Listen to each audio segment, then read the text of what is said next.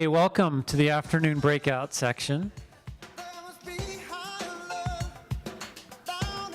Come on in, guys, and close the door. If this is the room you're going to be in.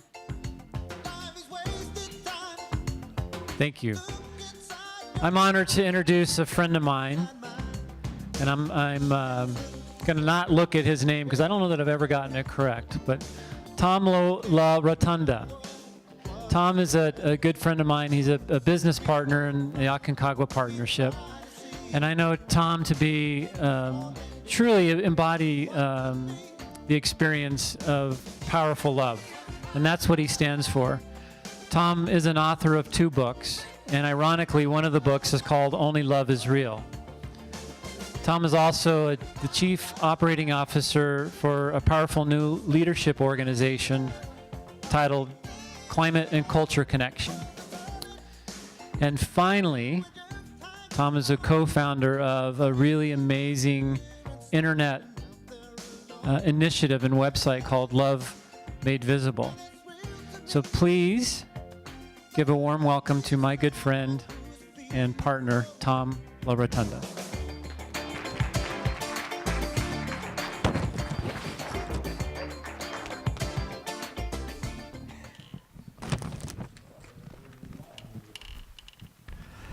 All right, now can you hear me? Oh, wow, it is bright up here. All right, this is different. Well, welcome, and what an act to follow with Mr. Newman. Wasn't that amazing? Talk about getting out of the comfort zone. I can't even imagine. So thank you for being here today. It is, even though we as a business partnership have really prided ourselves on growing and expanding, to see it come together today is truly amazing. It's inspiring, and it really does bring forth that feeling of love, which is a passion of mine. And so I'll start here, again, answer the call, conscious adventure, love, and leadership. And I really love this photo because it has 2 concepts, 2 images that pop out for me. One, as you could see it, is someone sitting there not answering the call. Or you could see her as someone who has answered the call, and she's not allowing the distractions of the world, the opinions of the world, to keep her from the call. Now, I remember when I answered the call in my life. And I can tell you, not the exact date, but I can tell you it was in June of 1999. Because you remember earlier when Stephen McGee talked about there's the goal line and the soul line? Most people are very familiar with going after the goal line, and then eventually we begin to understand there is a soul line. If you answer the call, there is a soul line. For me, I had neither. The goal line meant nothing to me. I would look around at my colleagues, my friends, and they were all pursuing many of the things we have all pursued. And I was doing good. It wasn't like I wasn't able to create. But I was just like a zombie. And I've heard this once said that most people die when they're 20. They're just not buried until they're 80. And I was one of those people until around the time I hit age 40. And like it happens quite often, I don't know why it has to be this way, but my life fell apart.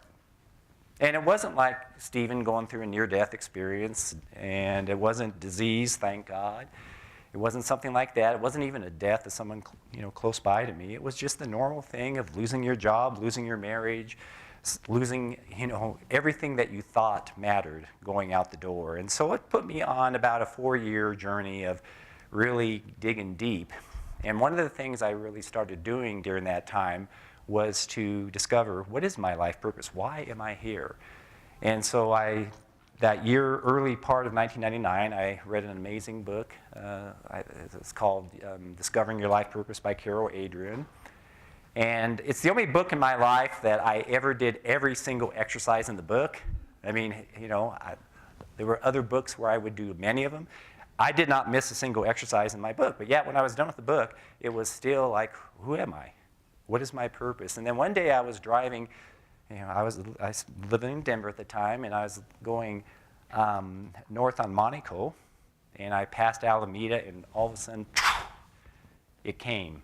I had to literally pull over because it was magical. And on that day, the call came to me, and what it is my purpose is I am the voice of love and inspiration. And that has been my purpose ever since then, and has led me into an amazing journey ever since that time, and including leading to this moment where I want to talk to you about this concept of love and leadership. Oops. Now, love and inspire beyond leadership. Now, isn't that interesting? Here we are at a leadership conference, and I suddenly say, well, what's beyond leadership? I remember when I introduced the title, and Doug actually looked at me and he says, oh yeah, way to go, Tom. But you know, what happened was all of my life, and I imagine for you too, when we think about think about leadership, you know, it's like, wow, I want to be that great leader. I want to be at the top of that championship chart. And yet, I know in my life, I have spent a good amount of time in different parts of my life as sort of that leader, that top leader, that champion, and yet something was missing. Something was missing. And that's when I really began to find that soul line that Stephen talked about.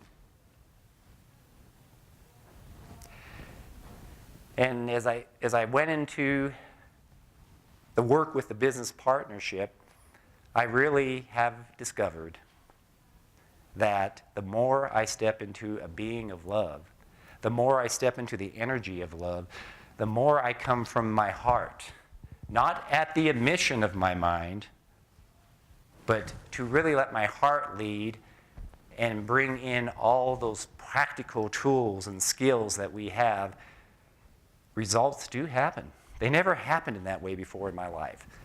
So what is my objective for today? I want to lightly examine the existing perspective and focus on leadership. Obviously, in 50 minutes, I can just barely touch upon that, but I do want to look at that. I want to, and then from there, I want to create and open a dialogue of a possible enhanced leadership perspective and focus.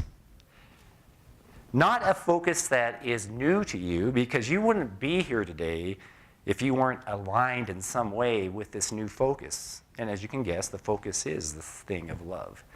But I want to deepen the dialogue because I see still a lot of dancing around this thought of love. There's still a compartmentalization between it doesn't belong here, but it belongs here. It's okay to love my family. It's okay to love my spirituality and express it in certain ways. But boy, the minute we hit the boardroom doors, I'm not so sure. We're seeing little bits and pieces of it happening out there, but why are we hesitating? So I want to open a dialogue about that. And then lastly, experience it. It's one thing to talk about it, but to experience it. So I do have 2, 3 exercises that I have planned. My finishing exercise, this room isn't quite designed properly for it, but we're going to make it work, okay? So trust me. I wish it was a more open room, but hey, that's what love does. Love goes in and fills those cracks where nothing else can. Would you agree with that? All right, so let's get going here. So first thing I did is I said, well, let me go out and find some of those traditional leadership pyramids. Now, there's a lot of new pyramids appearing out there, but still, the bulk of them, what's at the top? Leaders. Including, you know, the king rules with rules, power over people, control, you know, to protect position. That is still, for most of us, it still is even within me, that is the model that sort of pops into my head automatically, is this idea of, you know, the peak at the top is being a leader. And underneath it is a lot of good stuff, like the one to your left there. You know, you see all those good qualities and characteristics that all of us would agree make up a very powerful leader. But, you know, my thing when I was starting to prepare for this, and I thought, I want to do something different. I want to add something more, but it wasn't me speaking that. It was something bigger than me that was speaking to me, and it said, what if there is something beyond leadership? Doug mentioned I've authored a couple of books, and my whole thing when I talk to people through a book, when I write, is for one thing, to bring a person to a what-if moment, Because the moment we reach that what if, possibilities begin to unfold. So, based on those pyramids, a pretty common conclusion is that the pinnacle of power is leadership, and then I happen to find this little cartoon. A conclusion is the place where you got tired of thinking. And so that's where I sort of got into this idea of, is there something beyond? Isn't there something always beyond? Is there ever a peak? Is there ever a pinnacle? Or are we not ever evolving beings? I believe we are.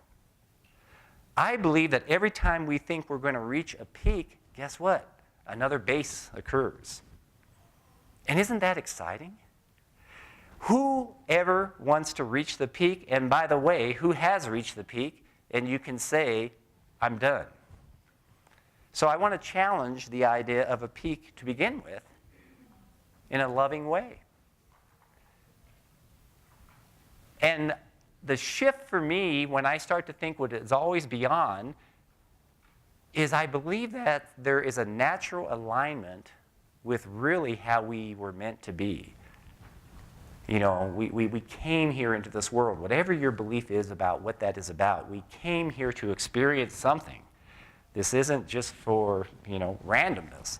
There is a purpose, I believe, to why we're here. There's a purpose to why you're here today. After I looked at this, and so, okay, that's sort of the model of leadership right now, is it's the pinnacle power is leadership. I took 3 contemporary, well-known thought leaders in the leadership field, and I just selected a quote from each of them. Now, granted, maybe I was looking for certain quotes, and they have lots of quotes, but I don't think anybody here who's in the leadership field would disagree necessarily with what these quotes are. So the first one is from Peter Drucker, a well-known leadership guy. And he said, and I'm sure you've seen this one many, many times. This is a very popular one. Management is doing things right. Leadership is doing the right things. Now, first of all, I want to talk about this distinction between being a manager and being a leader, because I don't think there's a difference. I mean, for those of you that are over managers, do you not see them as leaders? So why do we have this distinction in the first place? I don't know. I think it's actually, I don't know. And I personally don't like it. So it's like leadership is doing the right things, and leadership is management is doing things right. Leadership is doing the right things. John Maxwell, another well-known contemporary leader. Leaders must be close enough to relate to others, but far enough ahead to motivate them. Interesting quote. So let me, by a show of hands, those of you who know exactly what is close enough and what is far enough, raise your hand. Because I have no clue how to really determine that. I get the concept. I get the idea. I'm not sure I totally align with it. Because if I'm going to come from a place of love and inspiration, is it possible to be too close? Is there a fear that we have created? And, fear is that false evidence appearing real. Is there a fear that we believe is real? And what if we challenge that fear? What if we really said, I'll allow love to determine that spot versus me trying to determine it? Because every time I think I have it figured out, I'm wrong. And even if I were to have it figured out for one person, is that going to apply to the next person? Because we are magnificent, we are unique, we are powerful. So how about if I just say, let me get close enough to love you? Let me just love you from a place of closeness, from a place of intimacy, and I'm not talking romantic intimacy. I mean the intimacy of really caring about someone. Yeah, I am a life coach. I've had a life coaching practice for 15 years, and I tell all my clients, well, most of my clients, there's probably a few I haven't said, but I said, before you sign up with me, I want you to know I'm going to fall in love with you. Because when I'm in love with you, guess what? I can be the most powerful coach in the world. And I'm not meaning I'm going to put the hit on somebody. I mean, I want to love you, because then I'm going to ask those more powerful questions. I'm going to be able to have those fearless conversations, those fierce conversations. And I do believe in a distinction between motivation and inspiration. Because when I was back in corporate America, do you know how I motivated people? Quite simple. You want to keep your job, do good work. You want to get a raise, meet the standards. Now, I'm not attacking the fact that we have to have things to get results. But I, after a few years, got burned out being motivated by that. When I started changing and succeeding was when people inspired me. When you're inspired, so motivation to me comes from the fear side of things. Inspiration comes from the love side of things. And I don't have to threaten you. If I'm inspiring you, you get that inspiration inside you. And not only do things get done, but you take it to another level. The last quote, and it was interesting how, again, Stephen had a picture of Steve Jobs up here. So here's one of Steve Jobs' quotes. "My job is not to be easy on people. My job is to take these great people and and to push them and make them even better." Okay, now, again, I think all of us agree Steve Jobs was a genius. And yet we've heard these stories about he was unreasonable and all that kind of stuff. And so, push them. I love that fact that he recognized everybody is great. Because I do believe that is one of the things that makes a leader great, is to see everyone as capable. To actually believe so much in them that that transmission goes into them. Doug mentioned that recently me and a colleague up in Fort Collins, a man by the name of David Firth, launched a new website called Love Made Visible. David also has a website about loving your work. And we're basically representing ourselves as two down-to-earth guys. We're not spiritual gurus or anything like that, who really believe in the power of love and how do you practically do that.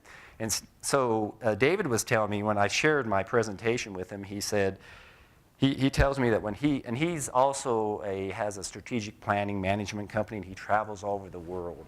And David works with some of the top companies in the world. And he says whenever he's in a room of leaders and he's doing a presentation, and so we have this sort of love-hate thing with Steve Jobs saying, man, I don't know. But when David asks the question, would you work for Stephen Jobs, every hand goes up. Why is that? Why would you work for someone who has sort of that reputation of being unreasonable? Because he's inspiring. Because he sees what is possible in the world, and that's inspiring.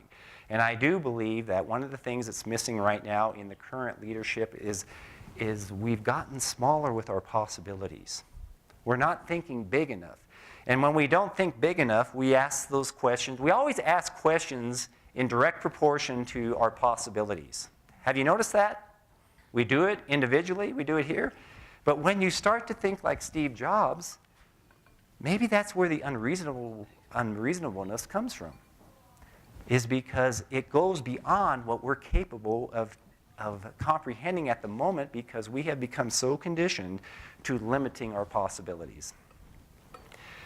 So if we were to assume that these three guys were the top leadership experts in the world, and that was the whole sum total of what leadership is, what those definitions would turn out to be is leadership is about to do the right things, to relate to those that we lead, to motivate those that we lead, and to push those we lead to their greatness. That's a pretty good list, right? And right now, if I asked you to create a list of another 20 or 30, it would be an amazing list. So it sounds like, boy, we are on the right track here. Even with just those 4 things, should we not be changing the world? So let's take a look at the results.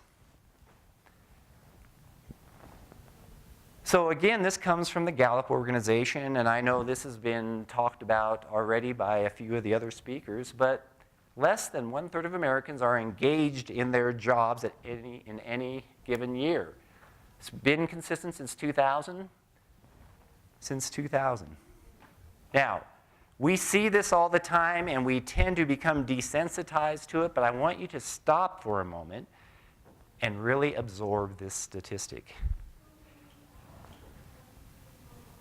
Less than 1/3 of the people in the world, in this case, in their jobs, are engaged. Isn't engagement the very first thing after inspiration, I would say, after an idea? Isn't engagement the next step? That's the first stage of action. And so right now, we're running a country, a world, where only 1/3 of the people are engaged. Now, it's actually pretty amazing that we're doing as well as we're doing. But what would happen if we increased that by, say, 20%, if we doubled it, if we even tripled that? And it isn't just in corporations. Educational system. How many of our students are not fully engaged? Voter registration turnout. All-time low here in this country. What's happening to the engagement? You could even take it into, say, the religious realm. A lot of the statistics I've seen is a lot of people are leaving their religion. Something has gone wrong with engagement. What's the cause, according to some of the research? Gallup research shows that managers account for at least 70% of variance in employee engagement scores. 70%. Okay? That makes sense. That's why we lead, right? So what has gone wrong? A Gallup study of over 7,000 U.S. adults revealed that 1 in 2 had left their job to get away from their manager to improve their overall life at some point in their career. 1 in 2 people leave because of the person you look to be uplifted, to be guided by. So, obviously, and this is nothing new to this group, but obviously something has gone wrong. But again, this is what Gallup says. So I want to give you your first exercise. It's time for exercise. So at your table, partner up, either in twos or a triad. And here's what I want you to do is then determine who's going to share first, who's going to share next. And I want you to answer the question. The reason I think people are so disengaged at work from a leadership perspective is, and I'll let that go on for a couple minutes, then we'll shift. But I want you to do one thing first. We're going to get you a little bit out of your head and move down to the heart, Doug McGee's favorite place to hang out. So close your eyes just for a second. And I want you to think of something that just really inspires you. Perhaps the image of a child, a baby, or a puppy, or one of your children. So whatever that image is, whatever it is that brings you joy and happiness, just bring it into you, feel it. Because feeling comes from the heart.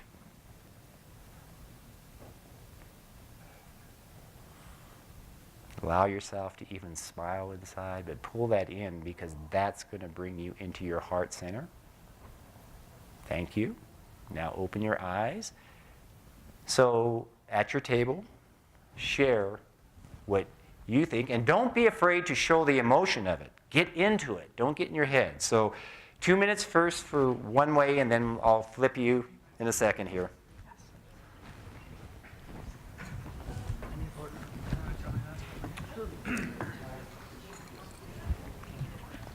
Thank you for adopting me. How you doing? Hey, you look familiar. Yeah. Where have I met you before? Through Doug?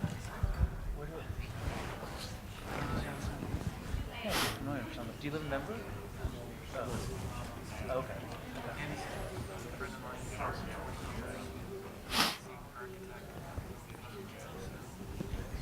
In Louisville? Oh, cool.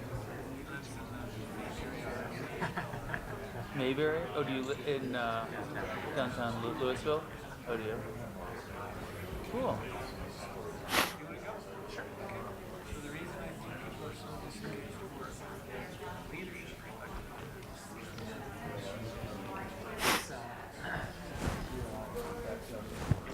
It's a pertinent question for me because I own my own business and I have employees and I feel like we're all relatively very engaged. Actually, I feel very lucky that way. But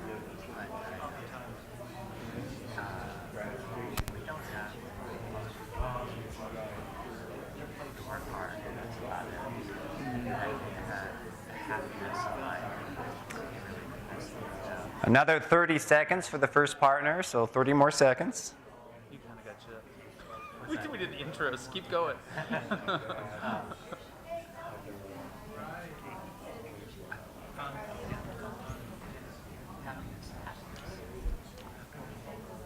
And I think it comes down to my own inspiration. I don't like to look at myself as the leader of my firm. I like to be a collaborative and whatever. But I deny the fact that mine is not. Okay, Yeah. so now switch partners, or if someone hasn't had a chance, and let the other person share. Do you want me to go? Well, I think people are disengaged from a leadership perspective because I work for a company totally different from yours. It's 60,000 employees, and it's pre-communication. So Doug knows all about this. It's a contracting industry, because it's print communications. But I think when you work for a company that is that big from a leadership perspective, everybody is just kind of looking out for themselves, and looking out, making sure that they don't get cut from their job, that they're going to get their stock options, that they're going to be able to be with the right company, with the right leader, with the right group. So I just don't think they're engaged in serving their customers and then also their team in a way that is suitable, because it's so looking out for themselves. And it's living in a me world from a leadership perspective. Like if you took out from a leadership perspective, Another 30 seconds. are just dissatisfied with their jobs, maybe because of their leaders.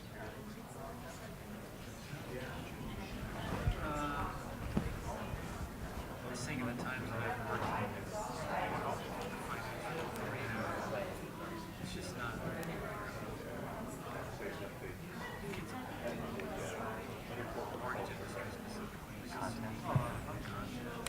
All right, we'll bring this exercise to a complete. Thank you so much, and I want to hear some of what was shared here. So why don't you just go ahead and shout them out? So what are some of the things that came up in terms of your thoughts on why people are so disengaged? Yes? I think people don't feel like they're whole enough for the whole person that they are. Okay, yeah, so they're having to compartmentalize when they walk through the doors. And the minute we compartmentalize, we feel like we're limited, and how could we have any creativity from a limited perspective? Or at least it will match that limitation, right? Thank you so much. What else? Yes? I think management's always so top-down. Yeah? I think a horizontal management style would be better, where you actually challenge people at the lower level Right. to self-manage. Right. And be a little bit more creative, and I think that you find out your real talent when you do that. So I think people are just, they're not ever challenged outside of their job description. Right. And that they get stuck there, and then they're not happy, and they can't express anything. Right, yeah. So again, it's that limitation. It's like people live into their job description. It's like the boundaries are set type of thing. Doug did mention that, recently I have had the honor of being named the COO for an amazing new leadership company, and I am part of it, Cynthia is part of it, Greg Aden is part of it, and Chris Natsky is also part of it. And one of the things, the concepts there that we really have gotten into is self-leadership. that we feel that is one of the components that's missing from all leadership training is how do we lead ourselves? Because the belief is I cannot inspire someone more than I inspire myself. I can't lead another person till I really know who I am. I can't serve another person if I'm not serving myself. And so what reminded me of what you said there is we really view everybody as a leader in the organization. There was an amazing thing that happened 3 weeks ago. We went into a school with a group of 11, 6th through 8th graders. This was like the breakfast club. They were the troublemakers in the school. One young man who was a 6th grader immediately said to us, "I'm bad," and we were told if he gets in, we've had to call the cops on him. There's the button for it. And by the end of that week, if you had seen the transformation these kids went through, we brought the principal in on the last day, and the principal was blown away because these kids were asking her questions for a half hour. What is your purpose? What are your fears? How do you overcome your fears? And the principal was just so amazed. Here's this breakfast club group, and she said, "We do not have a student council. We're going to ask you to be the student council." And this young man who was such a troublemaker, we were told, and he acted up a lot on the first day, by Friday he was the leader, even of the 8th graders. And we have a testimonial that I'd be happy to share with you if you're interested. I don't have it with me, where he starts out the testimonial saying, I really thought I was bad, but you didn't allow me to see that. You saw me as a champion. So thank you. That's what that reminds us, self-leadership. One more comment on why people are so disengaged according to you. Yes? Fear. Absolutely. What do you think the fear is about? Well, I work with a client that's in the oil business, and so because of the way oil prices are right now, everybody is so afraid that they're going to lose their jobs. So because of that fear, they're limiting themselves in their own creative expression and suggestions. Leadership is allowing that to happen instead of now at the time when they need it more than ever Right. to inspire their people. Everybody's just shrunk Yeah. down to We're going in the wrong direction. Yeah. This is not the time to bring more fear. This is the time to bring more love. This is the time to bring more inspiration, right? Yes. I was going to say inspiration. I think, Yeah. studies have shown people don't work for money as much as feel like they're being part of something bigger that's building. Absolutely.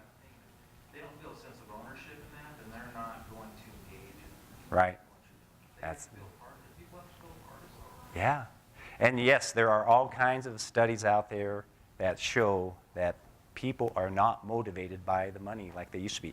Once they hit that level of being able to take care of themselves, the idea of bonuses and things like that, we think work so well, it's been shown they don't. So thank you for bringing that up.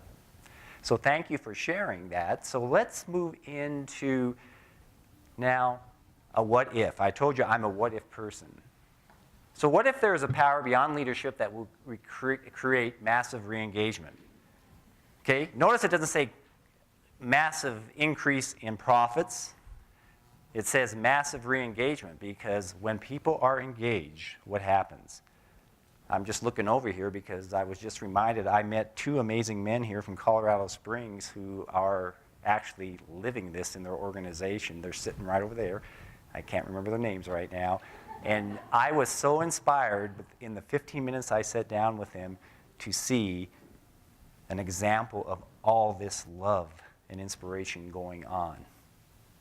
And they're people, I can tell you, not only just because they tell me it, but because of that 15 minutes I spent with them, I know if I walk into their workplace, when I think they have 95 employees, that I will see a high, probably 100% engagement because of their approach. So what if? What if there is a power? And guess what? I believe there is. But what if that power can shift everything in a moment? Not in a year, not even in 6 months. But what if right in this moment, it can shift everything? It can shift the world right now. Not only through the actions we would maybe take in this moment, but through the vibration that we will put out. What if that power has been spoken about for centuries? And that power is the power of love. The power of love. We've all experienced love, right? We've had those moments when someone believed in us. We've had those moments when we believed in others. As coaches, that's one of the things we do, right? Many coaches here. How can I coach someone if I don't believe in them? Even if I know their story. And to be honest, the story doesn't matter. What you have done up until now has no impact on the future. Right now is the moment of truth. Right now is the moment of power. The thoughts you start thinking right now, the actions you take as a result of that will shift the entire directory of your life. I believe every moment in our life is a moment of truth. There's also, now maybe it's because I'm so focused on the love thing, but I have a feeling you're going to see these beliefs are surfacing within everyday communication. That love is the greatest power in the universe. The answer to every question and problem in the world can be found in the essence of love. I'm sure you've heard that. What would love do? What would love do?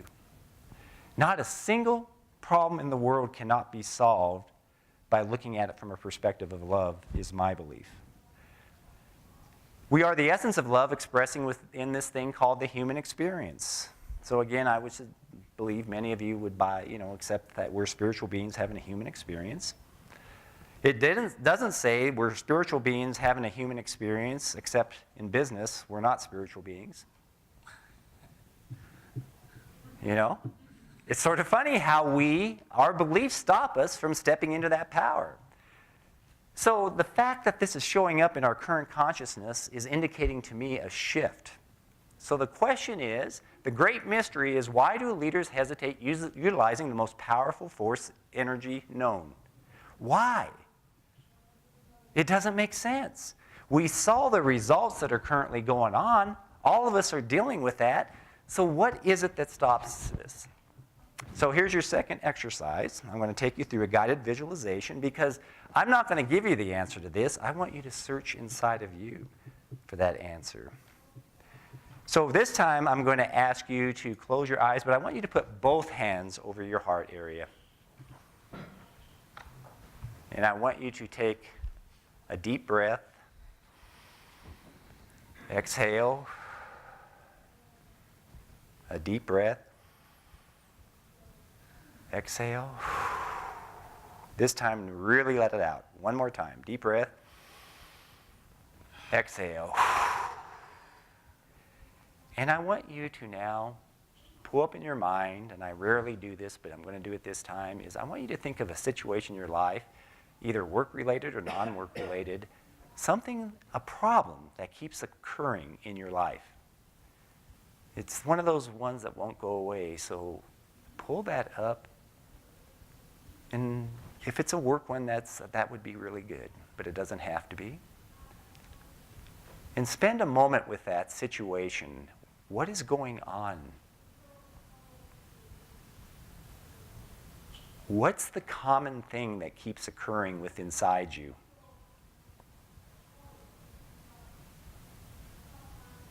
What are the judgments you have? What are the frustrations you have?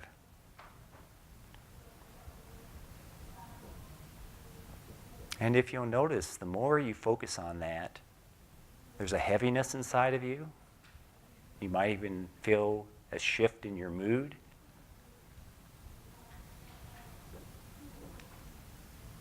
And so, in the past, you may have applied skills and techniques you've learned. But now what I'm going to ask you to do is, what if you apply love? And so I want you to take a look at this situation, and whatever your most magnificent expression of love is, I want you to get a visualization of you applying love against this situation. So go ahead and do that for a moment. Throw everything else out the window and just love the situation in your own unique way.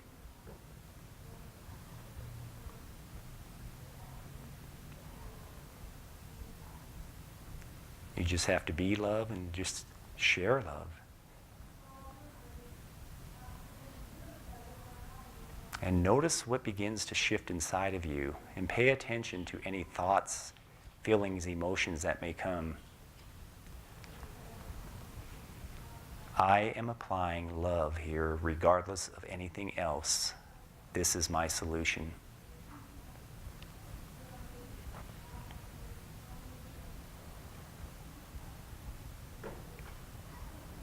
Stay with it for a few more seconds and really feel it. Feel the love coming from you.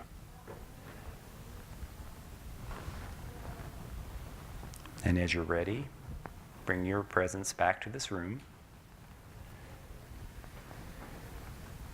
And I'd just like maybe one person or two just to share what that experience was like. Would someone assist me with that? What's present for you?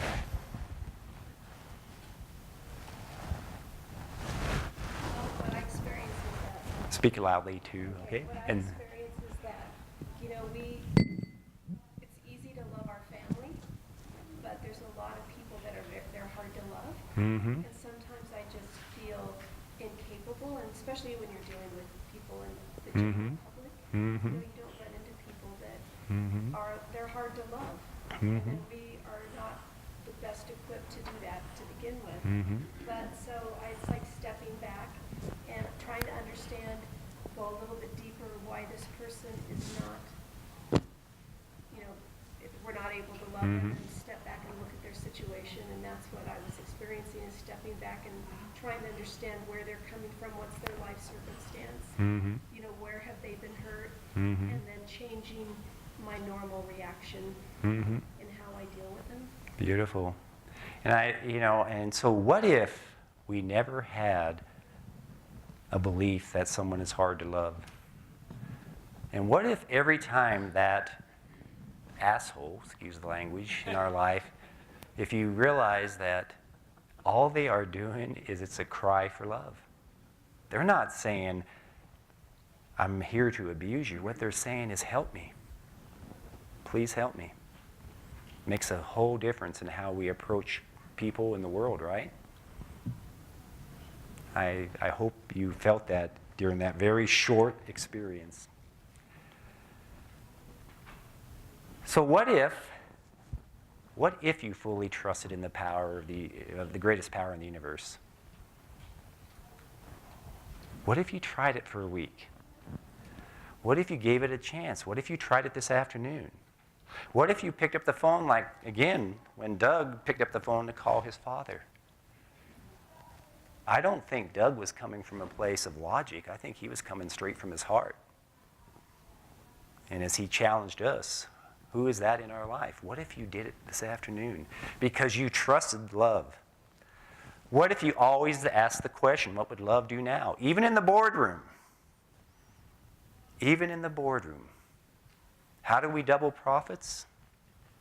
Mr. CEO, can I add something to that? How would love double profits? What would we do differently?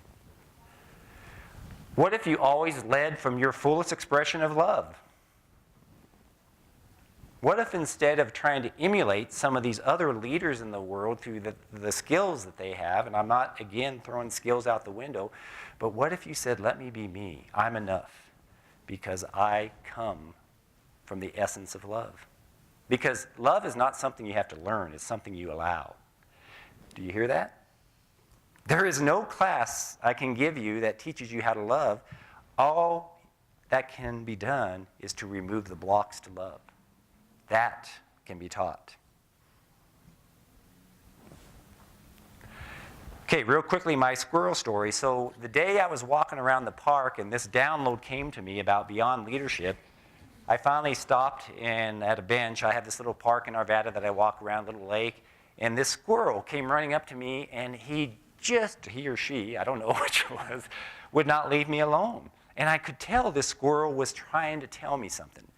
It was like, listen, here's the answer. So nothing came to me. So when I got home, I picked up my old medicine card book with, about animal symbols.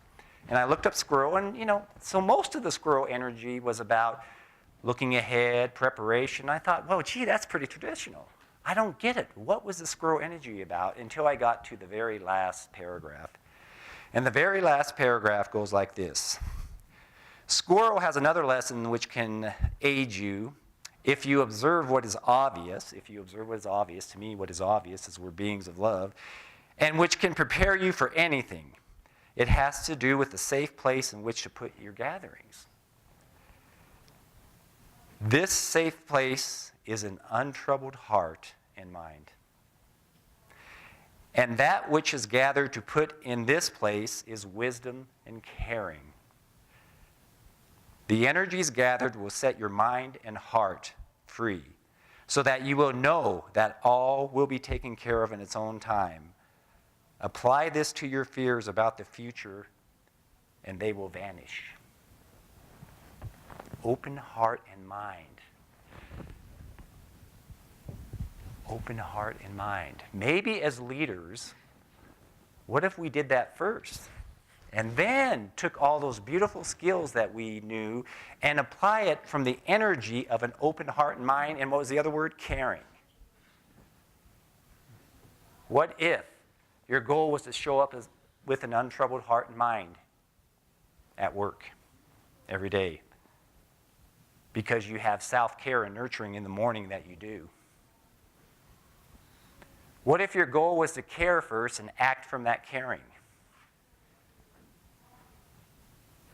You know, I'll be honest with you. Back in my days in corporate America, there were some days where I actually would utter the words, I don't care about my people. Just get the job done. Wow. I hope that never comes from my lips again. And what if you fearlessly maintained your essence of love consistently? Again, that sort of goes back to Stephen's thing of to thine own self be true. Guess what? Who our true selves is love. Is love. Can anyone here dispute that any time you've showed up from a place of love, magnificent things haven't happened? And especially if you think back when you were in romantic love. I suggest all romantic love does start from a place of unconditional love. Wow, do you remember that joy? Do you remember what that feels like? Do you know you could have that every day? That's why I fall in love with my clients, because when they come in the door, I want to be that excited. I want to be that interested in who they are. So we're now going to finish with the circle of leadership love. What we're going to do is I want you to all get up, so don't do it yet. And this room is not set up this way, but there's like an open space here and an open space there. So when you get up from these outer tables, push your chairs in, but I want one circle right on the form over there on beyond this table, and one over here that's going to be sort of oblong. So everyone get up and try to balance the circles.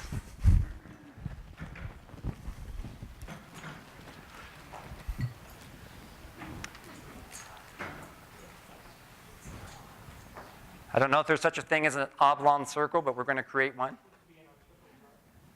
And if you need to get close, get close.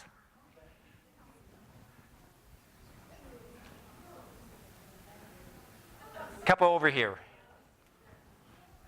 Yeah, all right, now, here's where we're going to, so now, we're going to now turn it into an infinity sign. So we're going to, so you guys come, so come this way, one of you, okay. And here, let's see, we need one more person here. Okay, now hold hands, and you guys, your hands will cross here. So you'll turn there. Right, okay. All right, now I'm going to sneak out behind you here. So sorry. All right, not bad, not bad. Now, you know, the infinity circle is a symbol of it's limitless.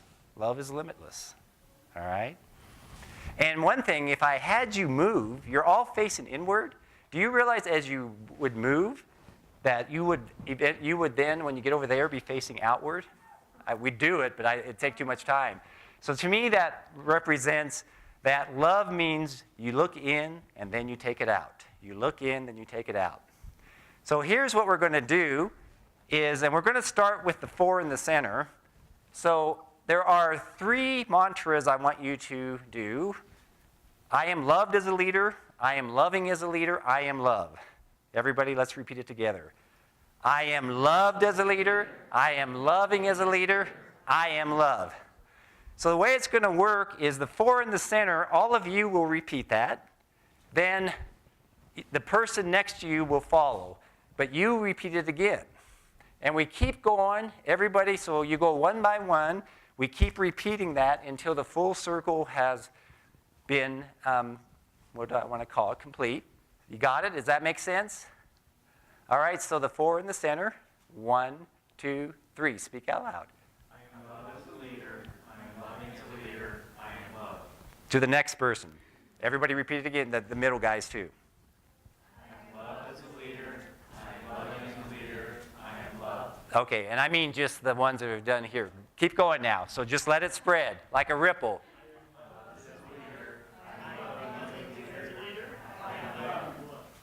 Keep going.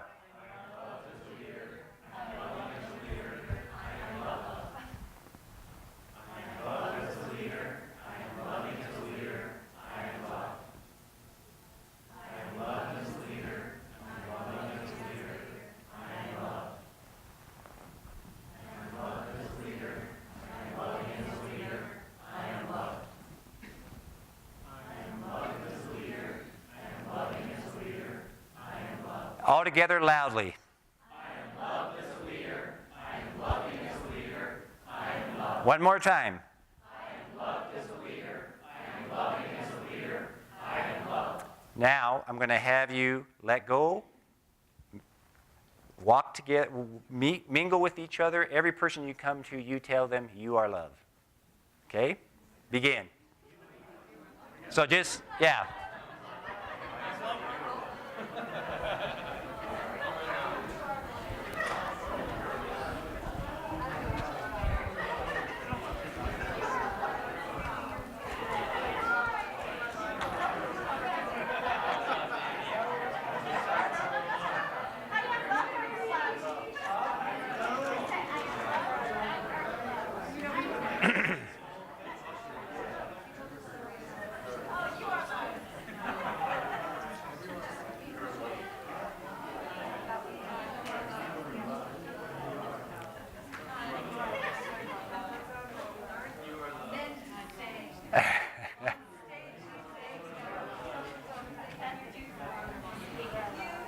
Okay.